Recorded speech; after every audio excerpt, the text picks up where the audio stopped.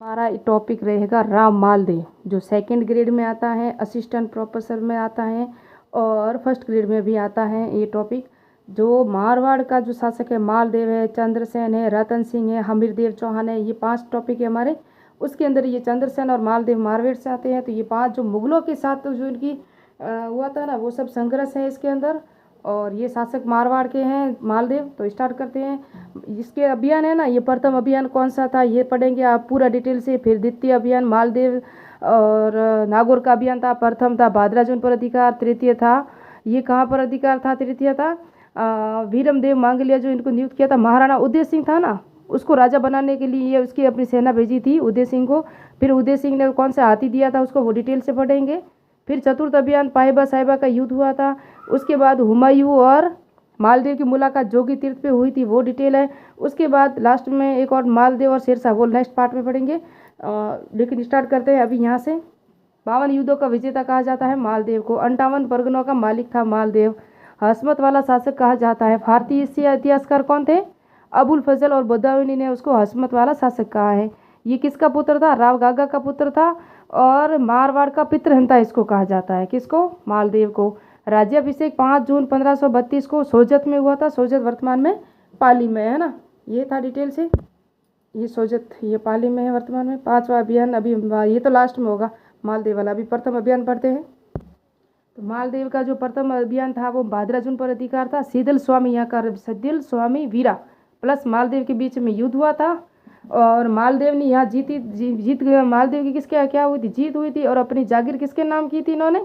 अपना पुत्र रतन सिंह। याद रखना, इस पद रतन सिंह का जिक्र इस युद्ध के दौरान ही आता है, भादराजून के अधिकार के दौरान ही। बाकी कहीं रतन सिंह का जिक्र नहीं आता, जबकि ये रतन सिंह इसका पुत्र था, है ना। फिर था नागौर अभियान था। द्वितीय अभियान मैंने यहाँ मालदेव लिख दिया है। ये द्वितीय अभियान है ना, ये नागौर अभियान था। जो दौलत खां और मालदेव का जो सेनापति कौन था? कूपा, है ना, उनके मध्य हुआ था।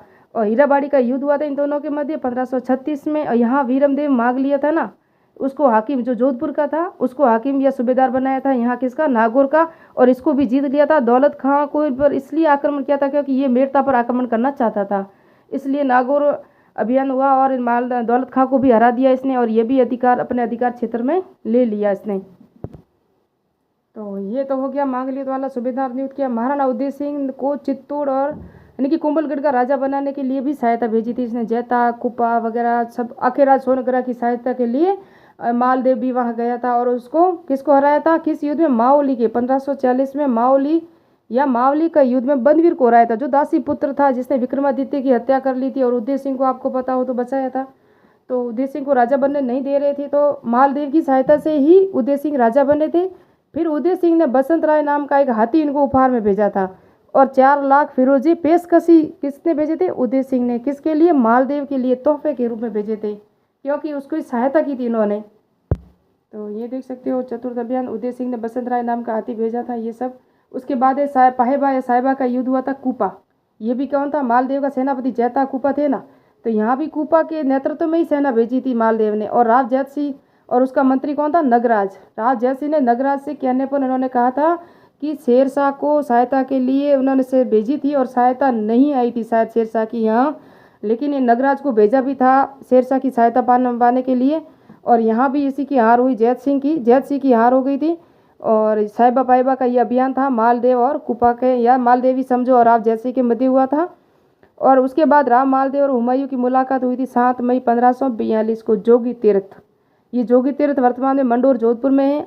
यहाँ आने की खबर जब ये हुमायूं को पहले जब 1541 में ही जब शेरशाह और हुमायूं की लड़ाई हुई थी ना, तो तभी उन्होंने मालदेव ने उसके पास संदेश भेजा दिया था। किसके पास? हुमायूं के पास। हुमायूं को कहा कि आप मेरे साथ भेजा चले, मैं आपकी सहायता करता हूँ, शेरशाह को भगाएंगे। लेकिन हुमायूं क्या हुआ? भाग गया था, वो आया ही नहीं। 1 साल बाद ये वापस जब आया तब जोगी तीर्थ में इन दोनों की मुलाकात हुई। लेकिन इसका भी पता कल्याणमल को लग गया था और कल्याणमल ने इसकी जो सूचना थी वो शेरशाह को भेजी थी, इसलिए हुमायूं डर के वापस अमरकोट चला गया था। तो ये वापस अमरकोट चला गया था कौन? हुमायूं, शेरशाह के डर से। जब शेरशाह की मृत्यु हो जाएगी ना तब हुमायूं वापस आएगा। अब हम पढ़ेंगे शेरशाह और हुमायूं। मालदेव और शेरशाह का जो अभियान है, गिरी सुमेल का युद्ध, जैतारण पाली का युद्ध 1544 कब हुआ था? पूरा डिटेल से। अब हम पढ़ेंगे गिरी सुमेल का युद्ध 5 जनवरी 1544 को। जो अथॉरिटी डेट है ये वीर विनोद में है।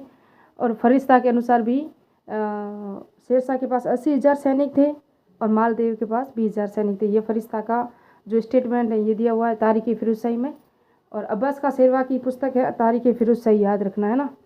उसके बाद है मालदेव और शेरशाह के बीच में जो युद्ध हुआ था ना, गिरी सुमेल का युद्ध। क्योंकि गिरी सुमेल का इसलिए कहते हैं, मालदेव ने जो अपना डेरा डाला था वो गिरी नामक गांव में डाला था और मालदेव ने शेरशाह ने डाला था वो शामिल नाम के स्थान पर डाला था। इसलिए अभी शेरशाह की सहायता के लिए बीकानेर का नागराज जो मंत्री था वो कल्याणमल, मेड़ता का वीरमदेव, शाही सेना थी, सब शेरशाह के साथ ही थे। और आपको पता हो तो वीर विनोद में लिखा भी है मनोदैन से श्यामल दास ने कि शेरशाह ने एक चाल चली थी। उसे पता था कि इसके दो सेनापति हैं ना, जेता और कुपा, उसे हम जीत नहीं पाएंगे। तो उन्होंने दोनों के बीच में एक षड्यंत्र रचा और 20-20 हज़ार दोनों की जो टेंट या कुब्बे होते हैं ना उसके अंदर डाल दिए। और कहा, एक को कहा कि तू अपने लिए तलवार खरीद लेना, एक को बोला कि तू अपने लिए कंबल खरीद लेना। अभी जो ये नागराज था ना, ये नागराज वगैरह था, ये जाके मिल गए मालदेव से और कहा कि आपके हमारी जो सेना है वगैरह वो सब मिली हुई हैं। तो उसको पता चला तो वो जाके उसकी जो खेमे होता है ना, खेमे की वो क्या किया, तलाशी ली तो पैसे मिल गए। तो मालदेव को शक हो गया, उसने विश्वास नहीं किया किस पर, जेता और कुपा पे, और वो भाग गया। और शेरशाह की सेना ने वहाँ जब जेता और कुपा को ये पता चला कि हम पर ये इल्ज़ाम लगा है ना, तो उन्होंने ऐसे ही धावा बोल दिया। और अगर जलाल खां यानी कि शेरशाह की सेना बिल्कुल भाग गई थी, टुकड़ी एक फरिश्ता और शेरशाह अब्बास का शेरवानी कहते हैं कि मालदेव की एक सेना की टुकड़ी भाग गई थी, लेकिन जलाल खां जलवानी सेना लेकर आया, फिर जाके यानी कि बड़ी मुश्किल से ये जीत हुई। तभी शेरशाह ने क्या कहा था यहाँ पता है, मैं मुट्ठी भर बाजरे के लिए हिंदुस्तान की बादशाह खो देता। इतनी मुश्किल से जीत हुई थी इनकी यहाँ। और मालदेव यहाँ से भाग गया था जब ये गिरी सुमेल का युद्ध कहाँ गया था, सिवाना के दुर्ग में इसने जाके शरण ली थी। फिर अब जब शेरशाह को पता चला ना कि सेना में एक नेतृत्व अच्छा नहीं है, ऐसा ना हो कि हम कहीं और हार जाए, तब इसने अब्बास खां शेरवानी लिखते हैं कि सेना के 2 भाग कर दिए थे। किसने, शेरशाह सूरी ने। एक को तो जोधपुर रवाना किया क्योंकि जोधपुर का किला जीत चुके थे ये था खवास खां और ईसा खां के नेतृत्व में जोधपुर रवाना की एक तो टुकड़ी, दूसरी स्वयं लेके अजमेर आया था। ये 2 भाग हो गए थे। और शेरशाह जोधपुर का भार किस पे डाला था, किसको संभाला, खवास खां को सौंपा कि ये जोधपुर किले का आप संभालो और हम वापस। 1 वर्ष के लिए शासन रहा जोधपुर पे, किसका, शेरशाह का। यहाँ शेरशाह मस्जिद बनाई गई, ये परीक्षा में प्रश्न कई बार आया हुआ है। फिर जब 1545 में शेरशाह की मृत्यु हो गई कालिंजर में ना, फिर ये वापस जोधपुर पर अधिकार कर लेता है। कौन, मालदेव। इसने बाड़मेर, फलोदी, पोखरण है ना, आज पास के जैसलमेर सब जीत लिए थे। किसने, मालदेव ने। मैं बोल तो रही हूँ, पता नहीं आपको दिखाई दे रहा है या नहीं दे रहा। और जालोर अभियान किया, फिर मालदेव ने वापस जालोर भी अभियान किया। किसके नेतृत्व में, मलिक खां के नेतृत्व में किया था 1552 में। और कहाँ बलोचों और पठानों के बीच में युद्ध हुआ, कौन सा, लसाड़ी का युद्ध हुआ। तो बलोचों ने जाके किसे सहायता मांगी, मलिक खान। कौन था, मालदेव का सेनापति या सहायक मंत्री वगैरह, तो उससे मांगी। तो मलिक खान ने इसकी सहायता की। और बलोच कौन था, गंगादास, इसकी सहायता की। और ये जालोर पर भी अधिकार कर लिया 1552 में। किसने, मालदेव ने। फिर मेड़ता का युद्ध हुआ जयमल और मालदेव के बीच में, जयमल और मालदेव के बीच में हुआ। यहाँ मालदेव की हार हुई, लेकिन जब जयमल है ना मेड़ता छोड़ के चला गया, तब देवीदास जैतावत को ये सौंपी थी। किसने, मेड़ता का कार्य सौंपा था, देवीदास जैतावत को सौंपा मालदेव ने। और यहाँ अधिकार वापस कर लिया मालदेव ने। और मालदेव ने मेड़ता में मालकोट दुर्ग भी बनाया था, है ना। और उसके बाद अकबर का जैतारण, मेड़ता, अजमेर पर अधिकार, यानी कि अकबर सेना लेके आ गया था। जब मेड़ता पे आक्रमण हो रहे थे, जैतारण पर पाली पे आक्रमण हुए, तो अकबर सेना लेकर आया। क्यों, क्योंकि अजमेर पे हाजी खान ने कब्जा कर लिया था। तो अजमेर पर हाजी खान ने कब्जा कर लिया, तो अकबर ने नासिर उल मुल्क की अध्यक्षता में सेना भेजी और अजमेर पर वापस कब्जा किसने किया, कासिम खान ने कर लिया था। फिर हम देखेंगे जैतारण और मेड़ता 2 क्षेत्र रहे हैं अभी। तो ये जो था ना, मेड़ता जगमाल को छपा हुआ था। मालदेव ने किसको छपा था, जगमाल को छपा था। लेकिन यहाँ का जो किलेदार था वो देवीदास जैतावत था, इसके नेतृत्व में केसरिया हुआ था।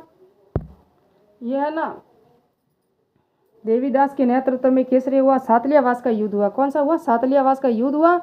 और ये किसके मध्य हुआ था, अंग्रेजों नहीं, मुगलों और किसके मध्य हुआ, देवीदास के मध्य हुआ। और यहाँ इसकी हार हो गई, देवीदास की मौत हो गई और मुगलों ने, अकबर ने यहाँ कब्जा कर लिया। मेड़ता का हो गया, अजमेर का हो गया, अभी जैतारण रहा है। तो अभी डिटेल से पूरा और देखते हैं, थोड़ा सा रहा है पॉइंट। मालदेव की मृत्यु 7 नवंबर 1562 को हुई।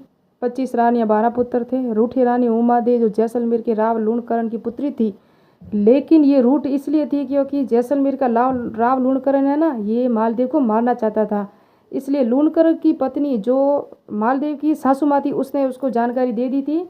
मालदेव पहले से संभल चुका था, लेकिन जिससे ये नाराज हो गया था उमादेव पे, और उमादेव भी इसे रूठ के तारागढ़ दुर्ग में चली गई थी। लेकिन जब अजमेर पर किसका आक्रमण हुआ था, अजमेर पर अकबर का आक्रमण हुआ ना, तब इसको वापस लाने के लिए भेजा था, किसको, ईसरदास को भेजा था।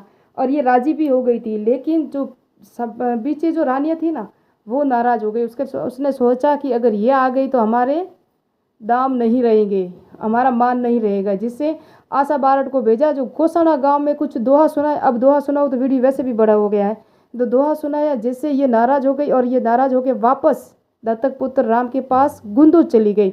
और 1562 में मालदेव की पगड़ी के साथ सती हुई। और ये आपको दिखाई दे रहा है, ये देखो, गुंदूज चली गई और मालदेव की पगड़ी के साथ सहित सती हो गई। और जो राजा की जो वस्तुएं होती है ना, उनके साथ सती होना, उसे क्या कहलाता है, अनुमरण सती कहलाती है। वो अनुमरण सती यानी कि उनकी वस्तुओं के साथ सती हो गई थी ये, कि राजा तो वीर गति को प्राप्त हो गए थे युद्ध में 1562 में। अब स्थापत्य कला इसके क्या क्या थे वो पढ़ा लो थोड़ा सा। इसमें हम देखेंगे तो जोधपुर किले का रानीसर, नहीं सॉरी, उमादेव, ये बता दिया मैंने। स्थापत्य कला में जोधपुर किले का रानीसर कोट, शहरपना कोट, किले का परकोटा सब मालदेव ने बनाया था। और इनकी रानी थी जाली रानी स्वरूपदेव ने स्वरूप सागर तालाब बनाया, जो बहुजीरो तालाब के नाम से प्रसिद्ध है। किसके, बहुजी के तालाब के नाम से प्रसिद्ध है। अब मिलते हैं नेक्स्ट पार्ट में। नेक्स्ट में या तो होगा अमीरदेव चौहान या चंद्रसेन, जो भी टॉपिक में होगा, ये सेकंड ग्रेड के टॉपिक में आता है। मिलते हैं नेक्स्ट पार्ट में, नेक्स्ट वीडियो में। मेहर टीचिंग चैनल पे हर एक सब्जेक्ट की सोशोलॉजी, समाजशास्त्र, दर्शन शास्त्र, भूगोल, इन सब की प्ले लिस्ट बनी हुई है, आप देख सकते हो। प्राचीन इतिहास, मौर्य काल, गुप्त काल, वैदिक साहित्य, उत्तर वैदिक काल, सब पढ़ा हुआ है। राजस्थान भाषा साहित्य और चित्रकला का टॉपिक अभी स्टार्ट होने वाला है 2 दिनों में, तो ये सब आप अगर देख लेना, अगर नहीं देखा हो तो मेरी प्ले लिस्ट देख लेना जाके। मिलते हैं नेक्स्ट पार्ट में, नेक्स्ट वीडियो में।